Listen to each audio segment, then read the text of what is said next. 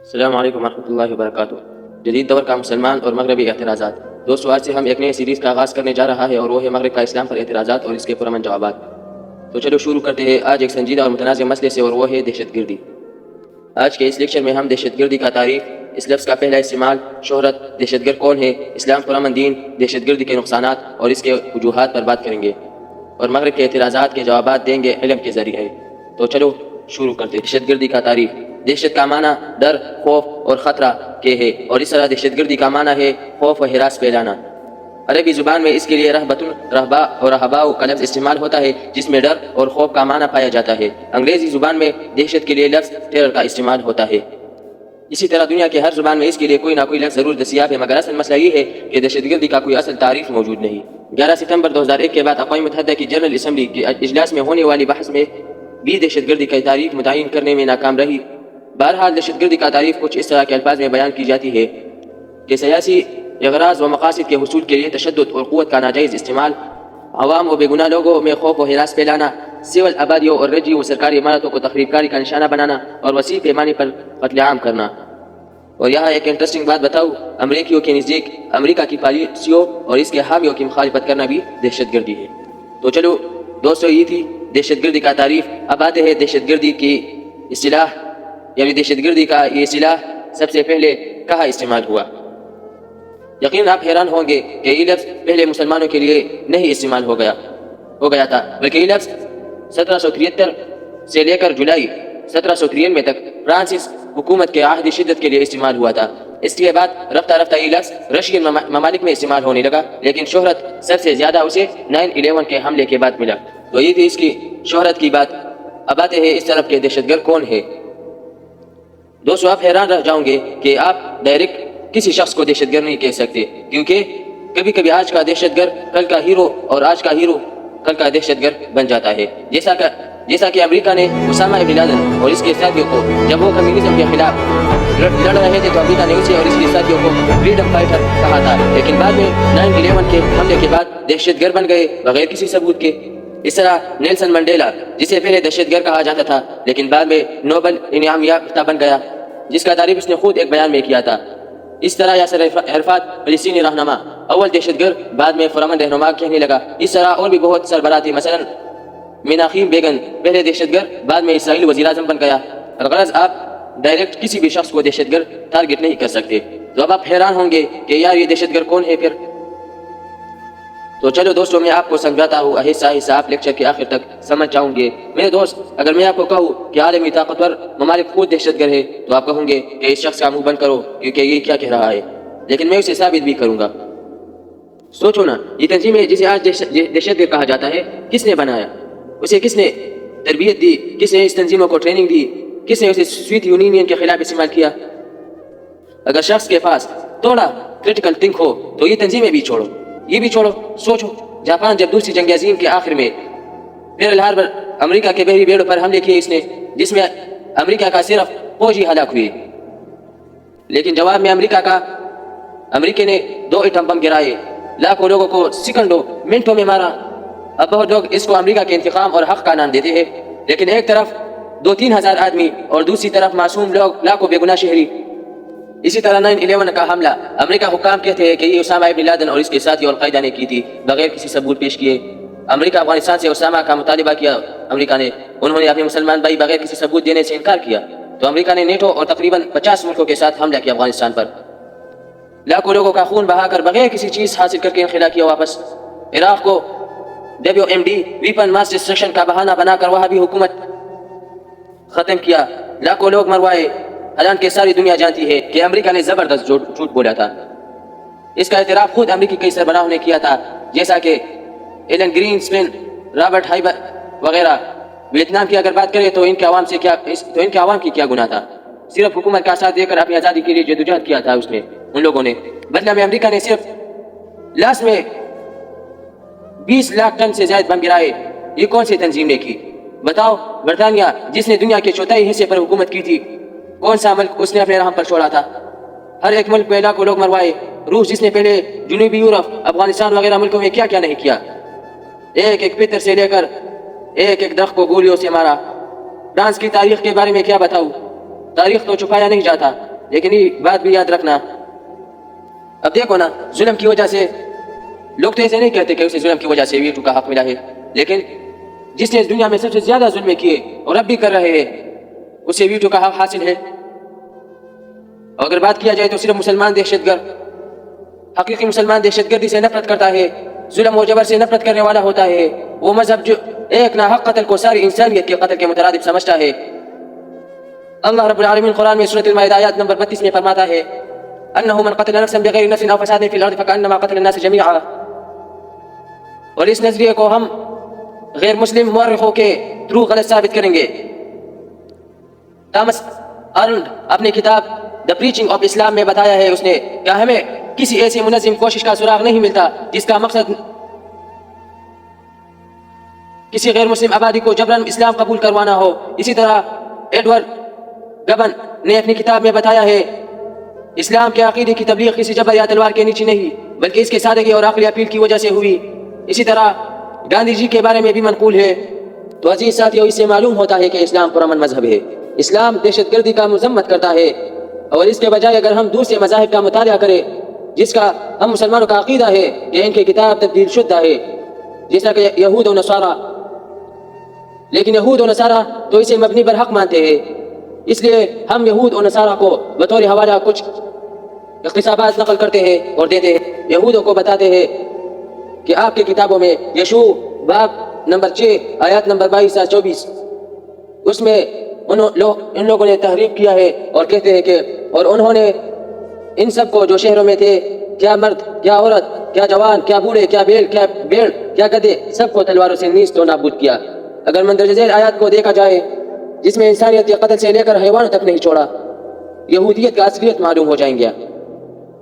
اب حوالہ عیسائیت کا بائبل متا باب نمبر 10 آیات نمبر 34 میں کہتا ہے کہ یہ نہ سمجھو کہ میں زمین پر صلح کرانے آیا ہوں بلکہ تلوار چلوانے آیا ہوں، تاکہ میں باپ کو اس کے بیٹے سے، ماں کو اس کی بیٹی سے، ساس کو بہو سے جدا کر دوں، اور تمہارے دشمن تمہارے قریب لوگ ہوگے۔ اس سے دہشت گردی واضح نہیں ہوتا تو اور کیا ہوتا؟ اس طرح اگر ہم ہندو مت کی بات کریں تو اس مذہب میں شودر کو تعلیم دینے سے منع کیا گیا ہے۔ اگر شودر تعلیم حاصل نہ کرے تو کیا وہ ہندو کے معاشرے کے لیے دہشت گرد نہیں بنے گے؟ اور اگر اس کے بجائے ہم اسلام کی بات کریں، محمد صلی اللہ علیہ وسلم نے زندگی میں 74 جنگیں لڑی، لیکن جن میں کئی غزوات ہیں اور کئی سرایا۔ غزوات ہیں جس میں رسول اللہ صلی اللہ علیہ وسلم نے خود شرکت کی ہو، اور وہ تقریباً کل 27 بن جاتے ہیں جس میں رسول اللہ صلی اللہ علیہ وسلم نے خود شرکت کی ہے۔ لیکن ان جنگوں میں شہید ہونے والے مجاہدین کی تعداد 255 ہے، جبکہ کفار کی تعداد 759 ہے جن میں مارے گئے ہیں کفار ان 27 جنگوں میں۔ قیدیوں کی تعداد تقریباً 6564 بنتا ہے۔ عرب کے جنگی اصولوں کے تحت ان سب کو قتل کر دینا چاہیے تھا، لیکن نبی صلی اللہ علیہ وسلم کی رحمت کو دیکھو کہ انہوں نے 6347 کو رہا کر دیا۔ 215 کے بارے میں غالب گمان ہے کہ انہوں نے اسلام قبول کی، صرف 2 قیدیوں کو شدید جرائم کی وجہ سے مارا، اور رسول اللہ صلی اللہ علیہ وسلم نے ساری زندگی میں صرف ایک شخص کو اپنے ہاتھ سے مارا ہے۔ رسول اللہ صلی اللہ علیہ وسلم نے جنگوں میں معصوم بچوں، عورتوں، بوڑھوں کو مارنے سے منع کیا ہے۔ قیدیوں کو جلانا، کسی شخص کو جلانے سے بھی منع کیا ہے رسول اللہ صلی اللہ علیہ وسلم نے۔ اس کے خلاف ذرا دنیا میں ہونے والی جنگوں کو دیکھے، منگولوں کی مہم جوئی، جولیس سیزر، نیپولین، ہٹلر کی مہمات دیکھو، تاریخ بھری پڑی ہے۔ اصل میں یہ بات ثابت کرنا چاہتا ہوں کہ اسلام مذہب دہشت گردی نہیں بلکہ رحمت کا مذہب ہے۔ دور مت جانا، اب ایران، اسرائیل اور امریکہ کی جنگ کو دیکھو، ایٹم بم کے بہانے سے 1700 جگہوں پر تقریباً حملے کیے ایران میں، اور کتنے کریں گے؟ مسلمان ایٹم بم بنائے تو انسانیت کے لیے خطرہ، مگر کافر بنائے تو دفاعی حق ہے اس کا۔ دوستو، اب تک آپ لوگوں کو بات کی سمجھ آ چکی ہوگی کہ دہشت گرد کون ہے۔ اب آتے ہیں دہشت گردی کی وجوہات کی طرف کہ دہشت گردی کن وجوہات سے اور اسباب سے اس معاشرے میں آتا ہے۔ دہشت گردی کا وجوہاتوں میں سب سے بڑا وجوہ اور سبب جو ہے وہ غربت کا ہے، کیونکہ آج کل دنیا میں سرمایہ دارانہ نظام چل رہا ہے۔ امیر تر، غریب تر ہوتا چلا جا رہا ہے۔ امیر آدمی کے لیے دنیا کی تمام نعمتیں موجود ہے، جبکہ غریب آدمی کو 2 وقت کی روٹی بھی مشکل میسر ہوتی ہے۔ یہ غریب لوگ پیسہ کمانے کے لیے ہر قسم کے دہشت گردی کے لیے تیار رہتا ہے، اور سرمایہ دارانہ نظام کے مالکان، مالدار لوگ اس دنیا پر اپنی حکومت کو برقرار رکھنے کے لیے ان غریبوں کا استعمال کرتے ہیں بالکل بے طریق طریقے سے۔ لیکن افسوس کے ساتھ اب تک غربت کے اس مسئلے پر کام ابھی تک نہیں ہوا، نہ تو شروع ہوا۔ سیاستدان صرف نعرے لگانے میں مصروف ہوتے ہیں۔ ہر ملک میں غریب لوگ ہوتے ہیں اور ہے بھی، لیکن اگر اس ملک کے سربراہوں کو دیکھیں تو ہر وقت سیر و تفریح میں نظر آئے گا آپ کو، مثال پاکستان، انڈیا، افغانستان وغیرہ۔ دہشت گردی کا دوسرا سبب بے روزگاری ہے۔ دنیا میں دہشت گردی کا ایک سبب بے روزگاری والدین اپنے بچوں کے فیس پالنے کے لیے اور تعلیم کے لیے کسی نہ کسی طریقے سے پیسے وغیرہ پیدا کرتا ہے تاکہ ہمارے بچے اچھی طرح تعلیم حاصل کریں، خواہ وہ اسمگلنگ کے طریقے ہو، چوری کے طریقے ہو، لیکن باپ اپنے بچوں کے لیے پیسے پیدا کرتا ہے تاکہ وہ اچھی تعلیم حاصل کرے۔ لیکن جب ان کے بچے میٹرک FSC وغیرہ پاس کرتے ہیں اور کسی کمیشن ٹریننگ وغیرہ افسری کے لیے جاتے ہیں تاکہ اسے کوئی سرکاری جاب مل جائے،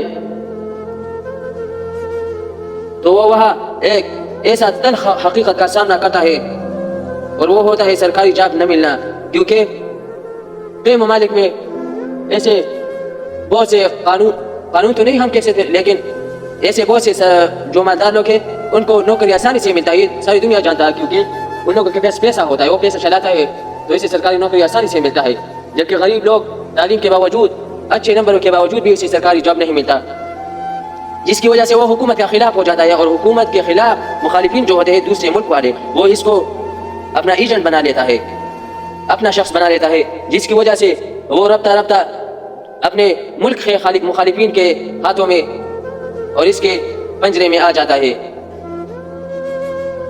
جس کی وجہ سے پھر ایک ایسا وقت دیا جاتا ہے کہ اسے بے گناہ لوگوں کے خلاف استعمال کیا جاتا ہے۔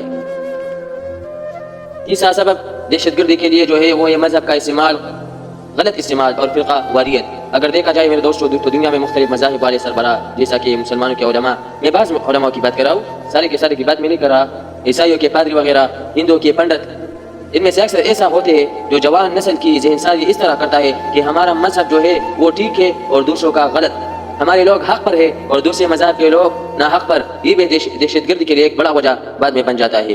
چھوٹا سبب دہشت گردی کے لیے وہ ہے دنیا کا اندھاپن قانون۔ دہشت گردی پھیلنے کی وجہ ایک دنیا کے قانون کا اندھاپن ہونا ہے۔